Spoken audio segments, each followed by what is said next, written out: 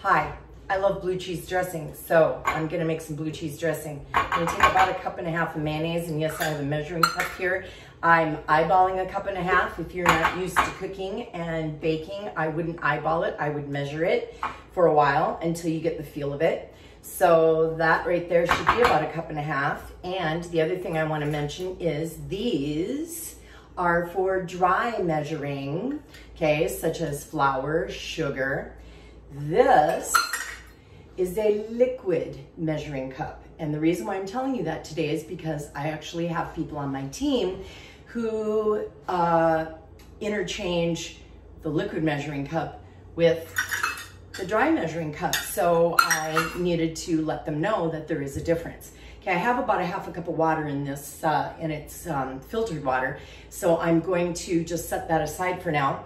So I have about 1.5 cups of mayonnaise. Use whatever kind of mayonnaise you like. And I'm just gonna set that over to the side. Then I have some white pepper.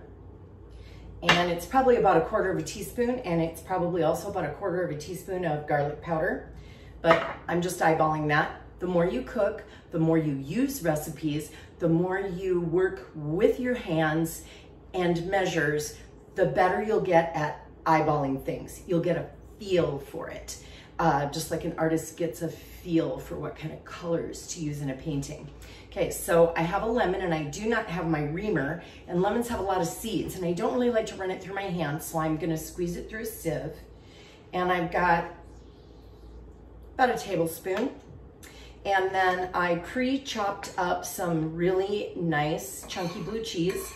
You can buy blue cheese crumbles if that's, you know, your preferred method. It's not always fun to cut up blue cheese. It's messy and it's sticky, but it's delicious. If you're a blue cheese enthusiast, you'll understand what I'm talking about.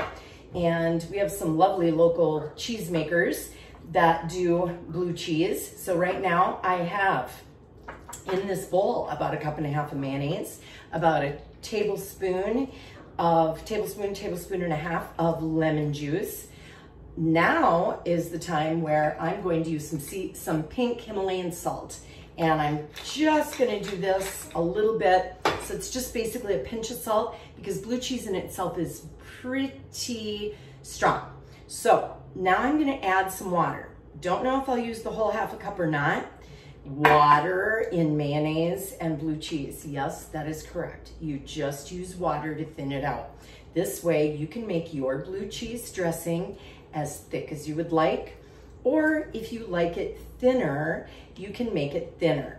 Now, that's another thing that you need to kind of eyeball. Right now, this is a really thick blue cheese, and I will tell you that just like ranch dressing, homemade ranch dressing, homemade blue cheese dressing, and I'm just kind of breaking up those chunks a little bit more, will thicken up in the refrigerator.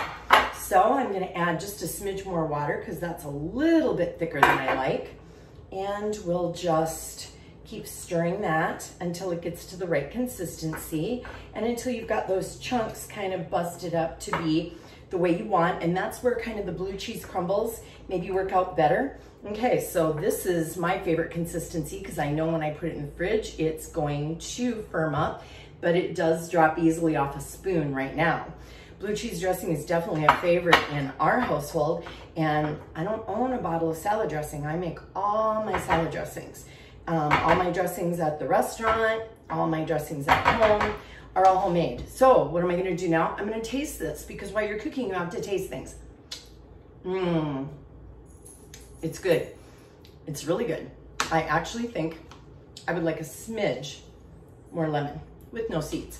So there we go, giving that one final stir and one more little dash of white pepper. And there you have blue cheese dressing. Enjoy your own blue cheese dressing at home.